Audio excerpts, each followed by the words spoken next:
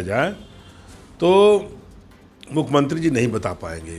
ये केवल बस अपने कमियां को दबाने के लिए, छिपाने के लिए, जो इनके करीबी जो इसमें लिप्त थे उनको बचाने के लिए परेशान है, छपटिया रहे हैं। 10-11 साल मुख्यमंत्री लगातार क्या समीक्षा की है बनारस के अंदर। उनकी निगाह देखिए तो कहीं कुछ नहीं हो रहा है, न बलात्कार हो रहा है, न हत्या हो रहा है, न लूट हो रहा है। 10-11 साल बहुत बढ़िया से बीता है उत्तर प्रदेश का। बाबा जी किस नशे में बोल रहे हैं, कौन से नशा ले लिए, कुछ नशे में बोल रहे हैं कि ये कहाँ पढ़े हैं भगवान जाने। ये तो बचपन में साधु हो गए, साधु होके मठ में चले आए। इनको बल्कि साधु संत होके अब सभी मठ में चले जाएं, कंठी माला लेके जपें। ये प्रदेश और देश के बारे में इतना जितना सरकार थी हम लोगों की, हम लोग हाफ इनकाउंटर नहीं करते थे, चाहे 2 चाहे 3 उनको इनकाउंटर करते थे। अब बाबा जी हाफ इनकाउंटर करते हैं कि वो बच जाए। तो पता नहीं पैर में गोली, हम आप देखें गोली। बनारस से शुरू हुआ कोडिन कफ सिरप का मामला अब पूरे यूपी में एक नया रुख ले चुका है। अब इस पूरे मामले में राजनीतिक वाद विवाद जो है काफी बढ़ चुका है। अगर बात करें तो हाल ही में जो है शायराना अंदाज में सूबे के मुखिया योगी आदित्यनाथ ने पहले सपा सुप्रीमो अखिलेश यादव पर तंज कसा, तो उसी के बाद सपा सुप्रीमो अखिलेश यादव ने भी उसी अंदाज में सूबे के मुखिया योगी आदित्यनाथ पर तंज कसते हुए कहा कि इन्हें आदत है आईना तोड़ने की।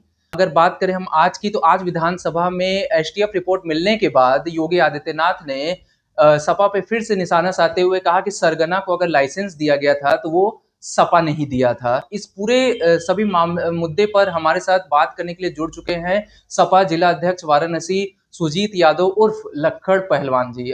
तमाम सदस्यों को बता रहे हैं कि ये पढ़े लिखे नहीं हैं, ये विद्वान अपने को साबित कर रहे हैं और ऐसे जग जीत रहे हैं जैसे बहुत बड़ा कोई झंडा जीत लिए हो और हमने उत्तर प्रदेश में जग जीत लिया। सच में उस परिवार से पूछा जाए जिस परिवार के बेटा और बाप माँ जिस दुनिया में चले गए, उनसे पूछा जाए तो मुख्यमंत्री जी नहीं बता पाएंगे। ये केवल बस अपने कमियां को दबाने के लिए, छिपाने के लिए, जो इनके करीबी जो इसमें लिप्त थे उनको बचाने के लिए परेशान है, छपटिया रहे हैं। अभी हमारे वाराणसी में ही जिस बंदे के नाम ले रहे हैं मुख्यमंत्री जी, एक मुख्यमंत्री होके लग रहा कि वो उनको जो भी बताया होगा सदन जो भी सदस्य बताया होगा वो गलत बता रहा है। समाजवादी पार्टी से कोई लेना देना इससे नहीं है।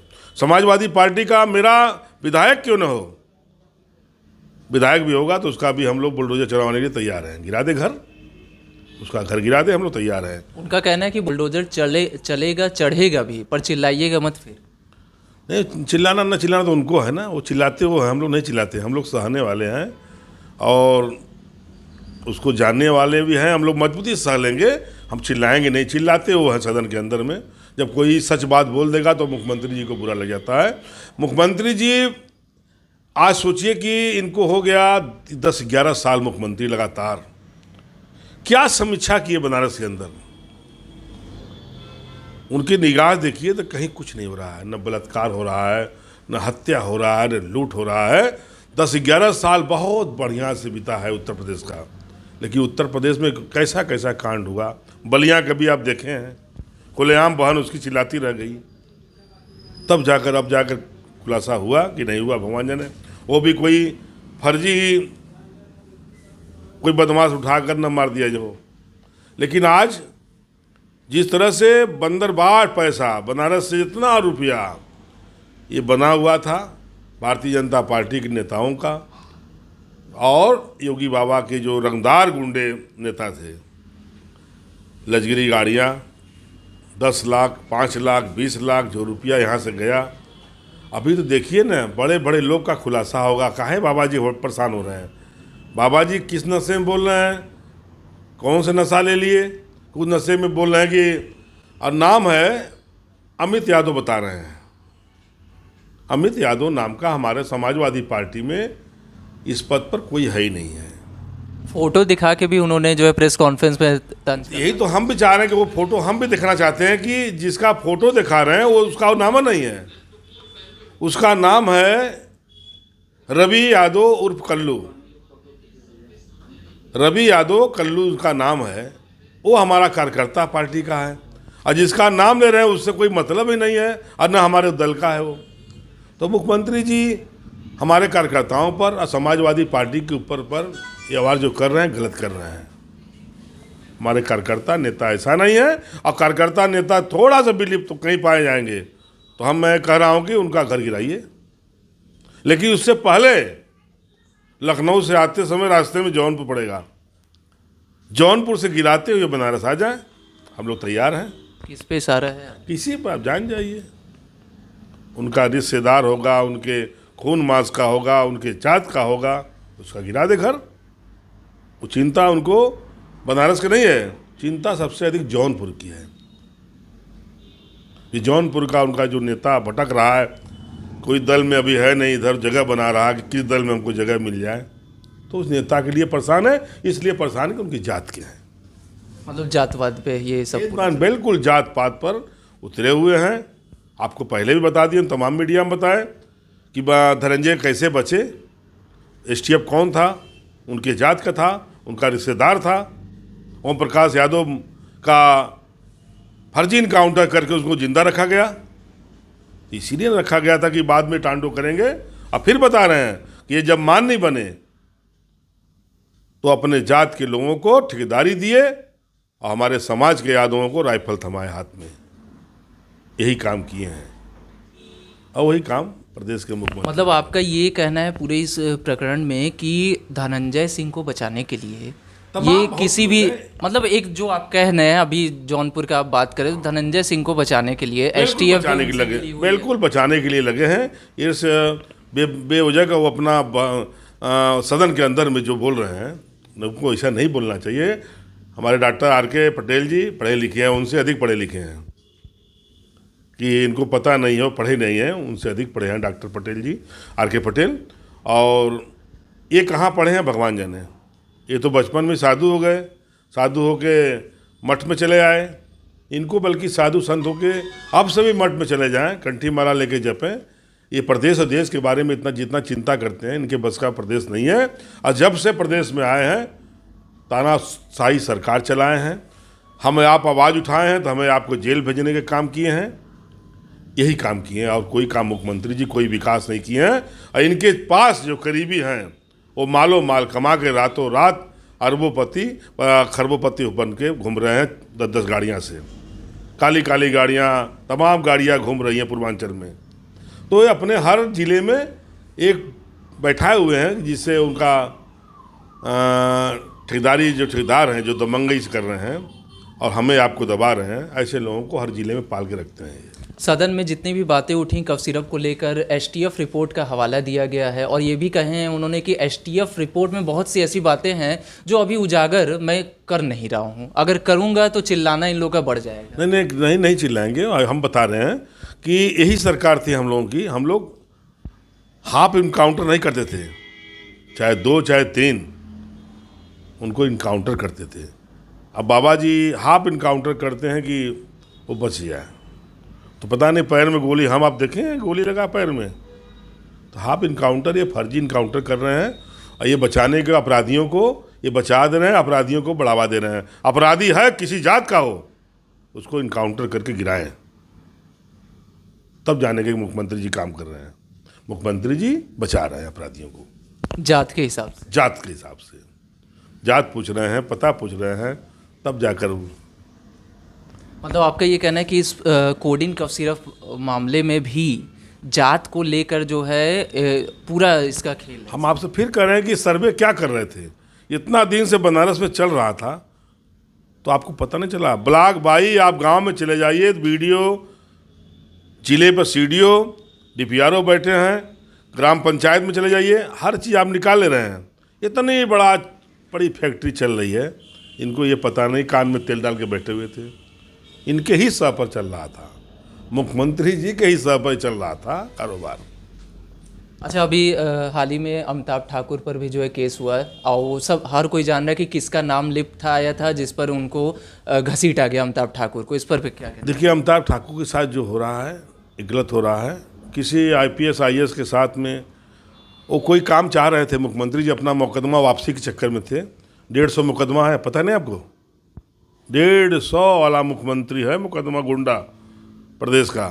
और गुंडा मुख्यमंत्री जिसको जेल में रहना चाहिए, वो प्रदेश का मुख्यमंत्री बैठा हुआ है और वो पढ़ाई लिखाई की बात कर रहा है कि कम पढ़े लिखे या कहाँ से पढ़ के आए हैं। 150 पढ़ाई लिखाई से वास्ता नहीं है लोग, कहीं नहीं वास्ता नहीं। ये भटकते रहे बाबा, कब बाबा कहाँ से पढ़ लिए, इनका डिग्री कहाँ से है? हाँ, मैं हम लोग तो पहलवान हैं समझ लीजिए। हाँ, ये बता रहे हैं कि इतनी बड़ी पढ़ाई हम पढ़ के आए हैं। तो जब से बाबा आए हैं बेरोजगारी, कोई नौकरी नहीं, केवल गुंडई है। आप देख लीजिए, कोई भी अपना आवाज़ उठाता है। पत्रकार बंधु भी मारे गए। हम थोड़ो करेंगे नेता लोगों का घर गिर रहा है। तमाम ऐसे पत्रकारों का घर गिराया गया और उनको नोटिस लगी। ये तानाशाही है, ये अंग्रेजों का शासन, ये बहुत दिन नहीं चलेगा। अब जनता जाग उठी है और 27 में निश्चित बदलाव है। समाजवादी पार्टी की सरकार बनेगी, सुबह के मुख्यमंत्री माननीय अखिलेश यादव बनेंगे, तब देखिएगा प्रदेश का। हमने कहा कि आप अब तक कौन से लैपटॉप बांटे हैं, कौन साइकिल बांट दिए, कोई दिखा दीजिए कि हम ये काम कर रहे हैं। केवल बस यहाँ पर आप बनारस चले जाइए, गंगा सफाई के नाम पर नगर निगम का, यहाँ का मेयर वाराणसी का, खुलेआम लूट, बंदर बाट पैसा अधिकारी से लेके थाने पर पुलिसिया उत्पीड़न है। कोई भी गरीब आदमी परिवार का चल जाए मुकदमा कायम करने के लिए, वो मुकदमा दाखिला नहीं हो रहा, कायम नहीं हो रहा है, इसलिए उसके पीछे कोई है नहीं। सारे माफिया, भूमाफिया और बड़े बड़े भारतीय जनता पार्टी के बनारस के विधायक जो गरीबों का मकान लिखा कर बैठे हुए हैं। हाईवे रोड पर तमाम ज़मीनें पत्नी नहीं तो किसी दूसरे के नाम से रजिस्ट्री करा के बैठे हुए हैं। अभी सरकार जाएगी तब देखिए कितने लोगों का ज़मीन निकलेगा। अभी हम लोग भी ज़मीन खोजेंगे, पीछे थोड़ा हटेंगे, बस समय का इंतजार है। चेतावनी है ये मौजूदा सरकार की। चेतावनी, हम जिस तरह से बदले के भाव में है, हम लोग बदला नहीं लेंगे। जो चीज़ जनता का, गरीबों का माल लेके बैठे हुए हैं, वो हम चेतावनी नहीं दे रहे हैं। वो चीज़ हम निकाल के दिखाएंगे कि देखिए फलाने पत्रकार गरीब था, उसके पिताजी के पास इतनी ज़मीन थी, वो नहीं लड़ पाया, इसकी ज़मीन ये फलाने विधायक कब्जा किया, ये हम दिखलाएंगे। हम चेतावनी नहीं दे रहे हैं, इस सरकार को बता रहे हैं कि सरकार और उनके विधायक क्या कर रहे हैं। बनारस में सारे माफियाओं का अड्डा बना हुआ है। कोई भी माफिया है, एक फ्लैट बनारस में, मकान उनका बनारस में मिलेगा, पूर्वांचल के। तो बनारस पूर्वांचल के अंदर बनारस के एक पूरा अड्डा बना के माफिया लोग बैठे हैं और इसमें सारा सहयोग, योगदान, आशीर्वाद प्राप्त है वो मुख्यमंत्री जी का है। अच्छा, एक सवाल आपसे ये भी रहेगा कि बनारस में कोडिन कफ सिरप में कई ऐसे नाम जो है उजागर होने शुरू हो गए थे, जो कि दबाने की भी कोशिश की गई, हटाने की भी कोशिश की गई, इस पर क्या कहना चाहिए? तो इस पर सरकार करे, कौन मना कर रहा है, कौन दबा रहा है, कौन? हम लोग तो चाह रहे हैं कि खुलासा हो, कौन है सामने आना चाहिए। ये तो सरकार नहीं छिपा रही है, सरकार ही जांच करा रही है, सरकार ही उसको बचा रही है, तो सरकार खुलासा करे। मतलब आपका ये कहना है कि एसटीएफ सरकार की तरफ, और क्या, बिल्कुल निष्पक्षता नहीं है, कहीं नहीं है भाई। मुख्यमंत्री है, जो चाह रहे हैं करा रहे हैं। और ईमानदारी अधिकारी हो, अमिताभ ठाकुर होते तो जेल गए होते, वो भी तो आईपीएस थे। किस तरह से उनको घसीट के भेजा जा रहा है, तो इस तरह से नहीं चलेगा, बदलाव होना है। बदलाव होना है। एसटीएफ के रिपोर्ट की अगर बात करें तो ये भी कहा गया है उसमें कि यूपी में कफ सिरप से एक भी जान नहीं गई है, इस पर क्या कहना चाहिए? अब तो पढ़े लिखे हैं ना, वो आंकड़ा निकालें, आंकड़ा हम लोग भी देंगे कितने लोग मरे हैं। अब सदन में ही हमारे विधायक देंगे, हमारे नेता विरोधी दल देंगे। अभी बनारस में ही तमाम ऐसे लोग चले गए जिसका अभी अब तक पता नहीं चला कहाँ गए बेचारे, कौन सी बीमारी थी। तो अब तो देखा जाए कि इसमें कैसे मरे, तब ना धीरे धीरे खुलासा हुआ कि हमने फलाने कंपनी कप लिया, वो दवा लिया, सिरप लिया, तब ना धीरे धीरे उस पर खोज हुआ। तब उसको रोकने का काम कर रहे हैं मुख्यमंत्री जी, दबाने का काम कर रहे हैं। और एक भी किसानों के बारे में बात नहीं मुख्यमंत्री करते हैं कि किसान कैसे पैदावार करेगा, खाद्यान्न का महंगाई, बीज का देख लीजिए, उस पर बात नहीं करेंगे। यही वाराणसी बुनकरों का नगरी है, साड़ी का कारोबारी है। एक भी बुनकर के बारे में मुख्यमंत्री जी नहीं बोलते हैं कि बुनकर का करघा चल रहा है कि नहीं चल रहा है। केवल अलूल जलूल के कमाई, अलूल जलूल के सरकार। ये कहा जाए कि अंदरे के हाथे बटेर लग गई, तो इनके हाथे बटेरा लग गया बा भाई, तो भाई मुख्यमंत्री तो ही हैं, मनमानी कर रहे हैं। एक आखिरी सवाल आपसे ये रहेगा कि कहीं ना कहीं अब शुभम जायसवाल का कनेक्शन जो है सपा से जोड़ा जा रहा है और कई माफियाओं का जो इसमें लिप्त है उसका भी नाम सपा से जोड़ा जा रहा है, तो इस पर क्या कहना चाहेंगे? क्योंकि शुभम जायसवाल अभी भी पुलिस की गिरफ्त से बाहर है, एसटीएफ की गिरफ्त से बाहर है। देखिए, जितने जायसवाल हैं शुरू से भारतीय जनता पार्टी के मेंबर हैं। आप पूरे देश प्रदेश में चल जाइए, एक भी जायसवाल समाजवादी पार्टी के नहीं है। हम बता दूं आपको, दारू माफिया हो चाहे भू माफिया हो, वो सारे जायसवाल माफिया वो भारतीय जनता पार्टी के हैं और योगी जी के हैं, योगी जी के आदमी हैं। योगी जी के आदमी है शुभम जायसवाल। बिल्कुल, जायसवाल कोई समाजवादी पार्टी में ऐसा नहीं है। और कोई जायसवाल हमारा है तो उसका घर गिरवा दे, गिरवा दे। हम लोग तैयार हैं कि समाजवादी पार्टी के जायसवाल है उसका मकान गिरा दे। ये भी नहीं कर रहे हैं। हम तो देखना चाहते हैं कौन जायसवाल है समाजवादी पार्टी का, उसका घर गिरा दीजिए। लेकिन केवल पहाड़ा बढ़ा रहे हैं, उसमें इधर से उधर जनता को भरमा रहे हैं कि हम ये कर देंगे वो कर देंगे। ये सब राजनीति नहीं चलेगा। अब सब जनता जाग चुकी है, साफ सुथरी राजनीति पे सब लोग चाहते हैं और हर घर में लोग पढ़े लिखे हो गए, सब भाषा जानते हैं। बहुत बहुत धन्यवाद। तो ये थे सुजीत यादव जी, जिन्होंने कहा है कि इस पूरे मामले में भाजपा सिर्फ लिपापोती करे और जहां तक एसटीएफ रिपोर्ट की बात है तो वो भी सरकार की है और एसटीएफ भी सरकार का है और वक्त आने पर सबको पता चलेगा कि सच्चाई क्या है और झूठ क्या है। ऐसे तमाम मुद्दों के लिए बने रहिए हमारे साथ। मुझे दीजिए इजाज़त। जय। सहारे जन की आवाज़ नौकाशी समाचार, इसे तमाम खबरों के अपडेट के लिए बने रहिए हमारे साथ।